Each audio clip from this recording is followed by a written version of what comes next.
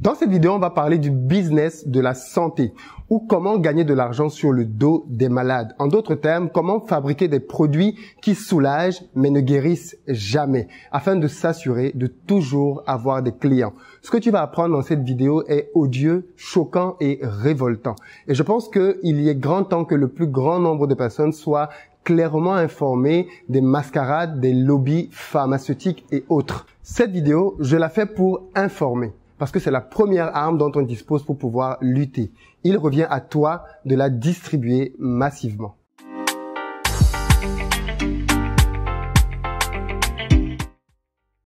Salut et bienvenue sur ma chaîne. Moi, c'est Philippe Simo et j'ai créé cette chaîne parce que je suis convaincu que l'entrepreneuriat et l'investissement sont les deux piliers sur lesquels les Africains doivent s'appuyer pour faire émerger leur continent. Donc, si toi aussi tu veux faire partie de cette belle aventure, tu as deux choses à faire. La première, abonne-toi à cette chaîne et active la notification, la petite cloche. Et la deuxième, va dans la barre de description, clique sur le lien pour recevoir le petit livret que j'ai écrit intitulé 10 bonnes raisons de devenir entrepreneur. C'est un petit livret qui se lit rapidement et qui va te permettre de te bâtir un bon mindset pour t'aider à te lancer dans les affaires. Alors pour ceux qui n'ont pas encore réservé leur place, il est grand temps de le faire, surtout si tu veux bénéficier de la réduction que j'offre parce que à partir du 31 août, on commence la nouvelle saison de formation. Donc le 31 août, on est à Paris, bien évidemment. Le 7 septembre, on est à Montréal et le 21 septembre, on est à Douala au Cameroun. Donc pour tous ceux qui sont dans ces régions et qui veulent venir se former à l'entrepreneuriat et à l'investissement, allez dans la barre de description. Il y a des mini-vidéos qui expliquent le contenu de chaque journée et qui vous permettent surtout de réserver vos places. Parmi les 10 principales causes de mortalité au monde,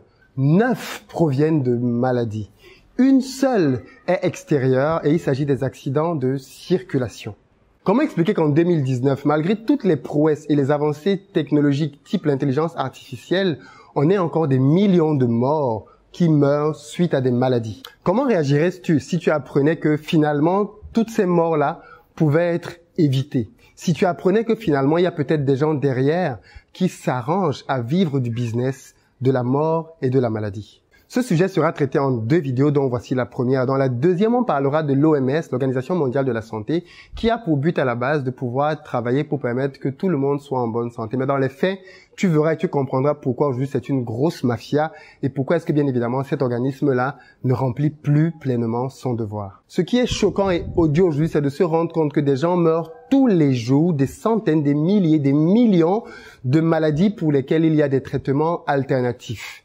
Des traitements même parfois de médecine naturelle, mais qu'aujourd'hui les grands organismes et les grands laboratoires ne veulent pas valider.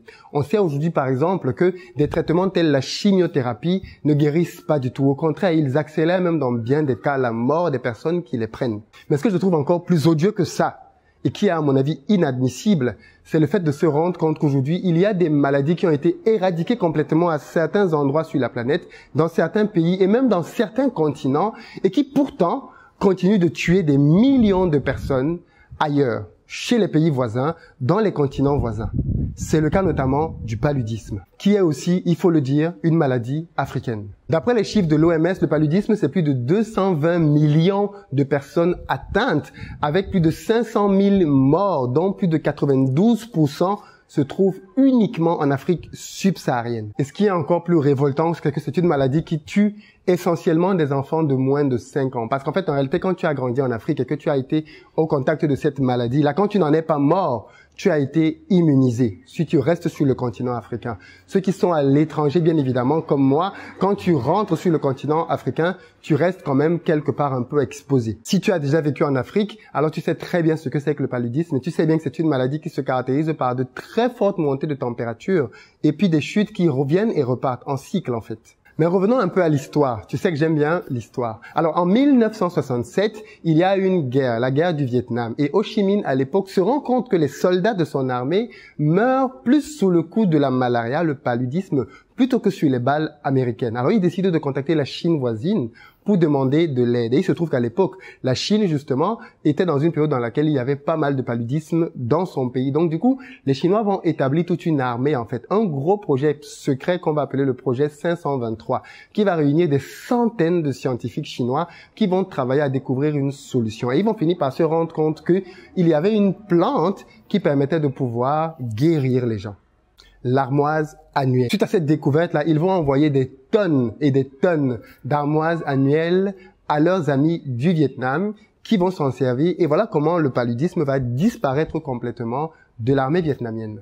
Mais plus récemment, une scientifique du nom de Tu Yao Yao, j'espère que je prononce pas trop mal, a gagné le prix Nobel de la paix justement à cause de ses études menées autour de la thématique de l'armoise arnuelle, autrement appelée l'artémisia. Parce qu'elle est parvenue à démontrer que c'était justement une plante qui permettait de pouvoir guérir des maladies parmi lesquelles le paludisme. Mais revenons à notre histoire. Dans les années 80, on se rend compte qu'il y a une émergence du paludisme en Afrique. Et là, bien évidemment, les laboratoires se mettent à chercher à gauche, à droite pour pouvoir trouver des solutions. Et ils nous pondent des produits tels les quinines pour pouvoir traiter ces fièvres-là. Voilà comment cette maladie-là commence à se répandre profondément en Afrique. L'artémisia, c'est un antipaludéen hyper puissant.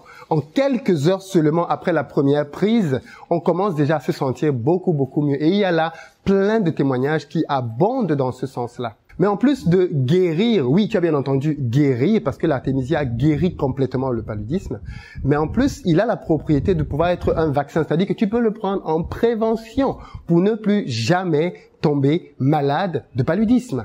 Mieux, l'artémisia, c'est une plante qui se comporte très bien en Afrique. Elle a besoin juste de beaucoup de soleil et elle n'a pas besoin de beaucoup d'eau. Donc en fait, tu peux la planter quasiment partout. Même en Europe, l'artémisia se plante. Et peut-être que tu te poses la question sur la semence, mais écoute, sache que c'est une plante justement qui se sème très facilement. Une simple cuillère de semences d'artémisia permet de pouvoir ensemencer à peu près 500 mètres carrés. Tu imagines? Donc franchement, tout est réuni pour qu'on puisse développer cette plante-là et chasser complètement le paludisme de l'Afrique et donc des centaines de millions de personnes qui pourront bien évidemment rester en vie. Parce que je ne sais pas si tu le sais, mais je pense que je dis ça, je ne pense même pas, c'est dit.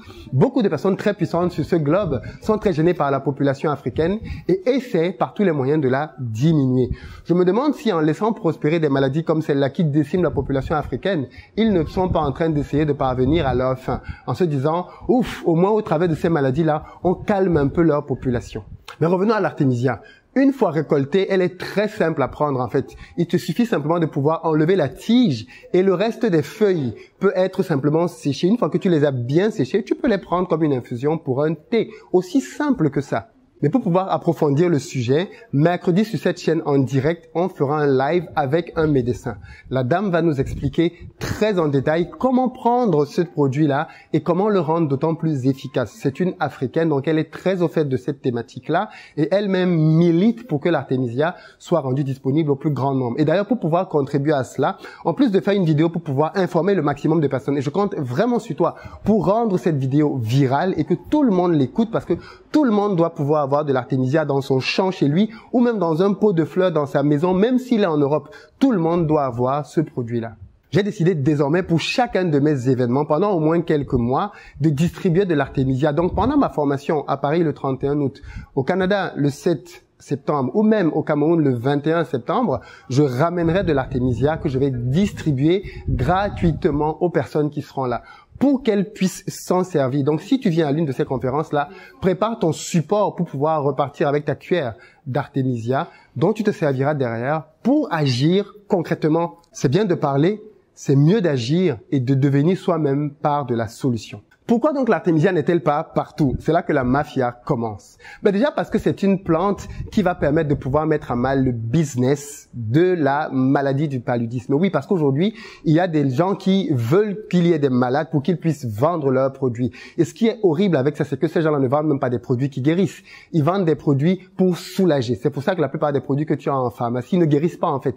Ils te soulagent. Et les germes malades restent en toi et se remanifestent juste quelques semaines, quelques mois plus tard, malheureusement. J'aime bien prendre le cas du cancer parce que c'est un cas flagrant. On prescrit aujourd'hui aux gens des chimiothérapies dont il est démontré qu'elles ne sont pas efficaces dans plus de 5% des cas. Donc il y a 95% des personnes qui prennent des chimiothérapies qui n'ont pas de résultats satisfaisants. Mais pourquoi on continue de prescrire ces produits-là? Pourquoi? À qui est-ce que ça profite? Qui en bénéficie? Certainement pas les patients. L'artémisia, c'est une plante qui est quasiment gratuite à pouvoir développer. C'est une plante qu'il est facile de cultiver. Ce n'est pas une drogue, ce n'est pas un produit additif, ce n'est pas un produit qui a des effets négatifs sur la santé. Donc en fait, il n'y a aucun risque aujourd'hui reconnu à prendre l'artémisia. Et pourtant, aujourd'hui, l'artémisia n'est pas un produit recommandé par l'Organisation mondiale de la santé.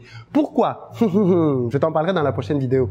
Mais aussi, pas mal de pays l'interdisent. La France, par exemple, aujourd'hui, ou même la Belgique, interdisent l'artémisia. Heureusement, tu as d'autres pays un peu plus rebelles qui ne se laissent pas, bien évidemment, dicter leurs lois, tel le Luxembourg, qui autorise l'utilisation de l'artémisia. On parle là d'une histoire de très gros sous, très cher ami. Oui, il faut bien comprendre que le paludisme, c'est un problème de santé publique. Ça veut dire que les laboratoires pharmaceutiques vendent leurs produits aux États. Donc les États payent des fortunes pour pouvoir soigner leur population avec des produits, je le rappelle, qui ne guérissent pas, qui ne font que soigner simplement les symptômes. Or, des études aujourd'hui ont démontré justement que il était possible avec l'artémisia de détruire complètement les germes, de telle sorte qu'il n'y a plus aucune trace dans les organismes. Des scientifiques africains se sont penchés sur la question et ceux qui ont osé aller un peu plus loin dans leur démarche se sont retrouvés butés au fait qu'on leur disait tu ne peux pas aller plus loin. Parfois même, ils arrivaient dans des laboratoires avec leurs recherches et on confisquait complètement leurs travaux. Pourquoi? Parce que les principaux laboratoires sont financés par des firmes pharmaceutiques. Il faut savoir que le lobby pharmaceutique est l'un des lobbies les plus puissants au monde, à côté des lobbies des armes. Donc du coup, si tu veux t'attaquer à eux, mon ami, fais très très gaffe. Moi, je ne fais que faire des vidéos de dénonciation. Je n'ai pas les moyens de m'attaquer à eux. Donc, ils sont beaucoup trop puissants. Mais pourquoi est-ce que l'OMS, donc, par exemple, ne valide pas l'artémisia? Il te parle du sacro-saint principe de précaution. C'est-à-dire quoi? C'est-à-dire que tant qu'on ne connaît pas toutes les propriétés de la plante, on ne peut pas se permettre de prendre le risque de la donner comme traitement à des gens. Alors, ok, mais comment expliquer donc que l'on prenne des chimiothérapies et qu'on les propose aux gens? Comment expliquer donc, par exemple, qu'on propose des traitements type le Lariam contre le paludisme? Je ne sais pas si tu connais le chanteur belge Stromae, mais il y a quelque temps, il avait une tournée africaine qu'il devait faire. Je ne sais pas si tu te rappelles, sa tournée africaine avait été interrompue. Elle avait été interrompue parce qu'il était malade. Mais il était malade à quoi? Il était malade parce qu'il faisait des allergies à un produit qui s'appelle le Lariam, qui est aujourd'hui un produit que l'OMS recommande. Donc, les produits que l'OMS recommande rendent des gens malades, tuent des gens, mais ils ne veulent pas mettre en avant un produit qui est simple, gratuit et qui peut pour le coup sauver des millions et des millions de personnes. Quand on verra la vidéo sur l'OMS, vraiment dans la deuxième partie, je t'invite vraiment à activer la notification pour recevoir cette vidéo-là. Tu verras à quel point l'OMS aujourd'hui est sous la pression et sous la botte des lobbies et des puissants en fait qui la tiennent complètement. Donc aujourd'hui, ce n'est plus une organisation libre. Et malheur aux Africains, parce que bien évidemment, on sait très bien voir que des organisations type le FMI ou la Banque mondiale ne travaillent pas du tout pour les Africains, mais des organisations comme l'OMS ou même d'autres sont tout aussi dangereuses, mais on parle un peu moins d'elles. Donc maintenant, tu es face à une responsabilité. Qu'est-ce que tu fais de ce que tu sais? Moi, je pense que l'entrepreneuriat et l'investissement, c'est vraiment des armes, quoi. Aujourd'hui, je vais planter dans mes champs de l'artémisia avec pour but principal de le distribuer gratuitement pour permettre aux gens de se prendre en charge et de guérir. Je veux vraiment que tu partages cette vidéo. C'est la minimale contribution que tu peux faire pour faire évoluer ce sujet-là. Partage-la à tout le monde, que tous les Africains le sachent, mais que ceux qui aiment l'Afrique aussi le sachent, peu importe d'où ils sont dans le monde entier. Nous devons nous prendre en main, les amis. Achetez les semences d'artémisia, envoyez-les à vos familles, ayez ça chez vous vous-même. Buvez-moi ce truc-là et vous allez voir les conséquences sur votre propre santé. Je ne suis pas médecin, mais si vous avez des doutes, mercredi, on aura un médecin sur cette chaîne qui va vous dire des choses, peut-être même en allant beaucoup plus en profondeur que moi, et vous donnera des détails, et vous donnera les types de tests médicaux qui ont été faits, parce que je ne parle pas de quelque chose qui n'a jamais été testé. On a appliqué les tests les plus précis possibles à l'artémisia, et il a toujours démontré qu'il était super bon. D'ailleurs, il y a eu des tests qui ont été faits entre les produits que l'OMS recommande et l'artémisia, et il a été démontré que les produits de l'OMS parvenaient à résorber les symptômes, toujours résorber les symptômes à 70%, alors que l'artémisia était à plus de 97, voire 99% des cas plus efficace. Alors, non seulement l'artémisia, lui, résorbait les symptômes, mais en plus, il tuait complètement les germes. Donc, il n'y avait plus rien dans ton organisme.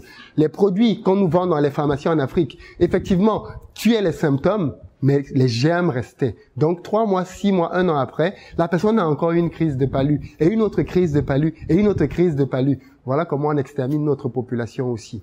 Comment être insensible à ça? Moi, je peux pas, en tout cas. Clairement, je peux pas. Dans les commentaires, je veux que tu me dises, toi, qu'est-ce qu'on peut faire? Comment est-ce qu'on peut s'organiser pour pouvoir contrecarrer ce type de projet maléfique? Parlons-en dans les commentaires, mon ami, et à très bientôt sur la chaîne.